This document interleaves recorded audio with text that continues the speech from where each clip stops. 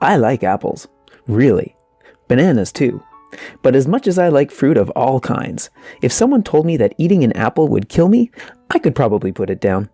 So it's kind of hard to understand why Adam and Eve ate the fruit of the tree at the center of the Garden of Eden, when God specifically told them they would die if they did.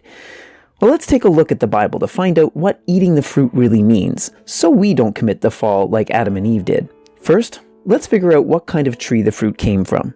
God placed two trees in the center of the Garden of Eden, the tree of life and the tree of the knowledge of good and evil. Now, it's important to know that there is also a tree of life in the paradise of God, as described in the book of Revelation. That tree of life, though, is a parable for Jesus. But Jesus wasn't in the Garden of Eden, was he? The thing is, Jesus and Adam had the same mission for their respective time periods. Both were sent by the Trinity to begin God's new history, Adam in the Old Testament and Jesus in the New Testament. Adam, then, is the tree of life in the Garden of Eden. Second, then what's the tree of the knowledge of good and evil? Well, it's the counterpart of the tree of life, of course. And who else could be Adam's counterpart but Eve? Third, then what does eating the fruit mean? To answer, we need to understand what it means that God placed the two trees in the center of the Garden of Eden. That's figurative speech. God loved and valued Adam and Eve above all creation, and so in that sense, they were the center of God's universe. Now we'll miniaturize that principle.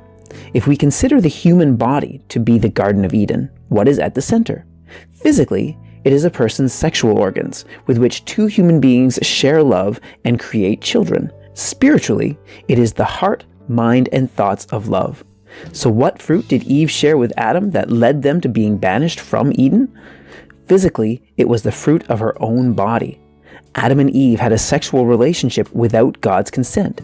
Spiritually, it was the fruit of loving each other before loving God. Among the results, they covered their genitals out of a sense of guilt, and Eve became pregnant. God had created human beings for the purpose of sharing love with Him, but Satan tempted Adam and Eve to love each other instead. This was like adultery to God, and it broke His heart. So He cast them out of Eden and never spoke to them again. It would take thousands of years before someone else could be raised to restore this fallen relationship. Adam and Eve were eventually supposed to share love with each other and have children, but first they needed to mature fully in body, soul, and spirit. Then their love for each other wouldn't interfere with loving God first. This, then, is the fall. Human beings give their love to someone or something other than God first. More specifically, for Adam and Eve, eating the fruit was sharing their bodies as well through sexual love. To this day, tempting human beings sexually is Satan's favorite method of turning us away from God, who loves us more than anyone or anything else ever can. Now that you know, it's time to reflect. Have you committed the fall with your body or thoughts? Please repent, realizing that it has broken God's heart. Realize the pain and sorrow the Trinity and all human beings have suffered for thousands of years. You are meant to be a bride of the Trinity and the Lord. Your fruit of love, you yourself, are meant for them. Remember, just like He did against Adam and Eve, Satan will use the fruit to tempt you to fall. But no matter how tempting it is, for the love of God, don't eat that fruit.